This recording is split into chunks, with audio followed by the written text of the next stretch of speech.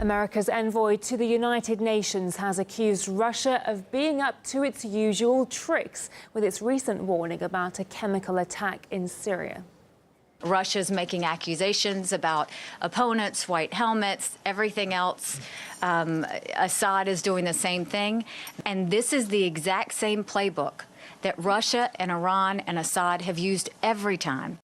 Earlier, Moscow had warned the US of a possible false flag chemical attack in Syria's province of Idlib, designed to frame Damascus. Despite the warning, Washington says the Syrian government would be to blame for any attack and has threatened military action if any chemical weapons incidents take place. I think you saw the president get out in front of it yesterday and say, don't make us have to respond, because he's made it very clear if chemical weapons are used, the United States will respond. Well, it's not only Nikki Haley, the UN ambassador, who is saying that she's prepared to jump the gun and assign blame in the event that a chemical attack happens. We're also hearing from the White House. Let's take a listen. Let us be clear. It remains our firm stance that if President Bashar al-Assad chooses to again use chemical weapons, the United States and its allies will respond swiftly and appropriately.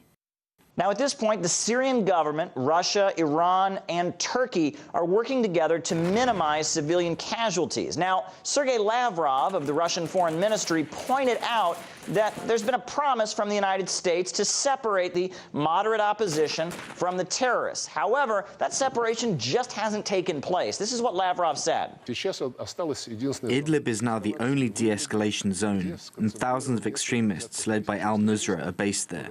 Our partners promised to separate extremists from the moderate opposition, but it appears that their unstated goal is to save Al-Nusra from airstrikes.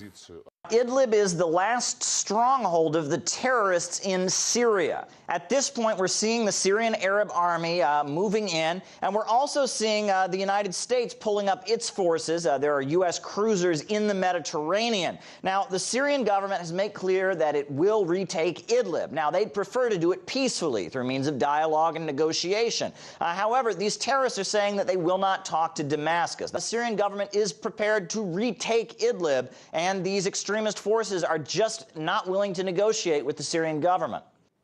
Investigative journalist Rick Sterling believes the US is unable to back up its chemical weapons claims against Damascus.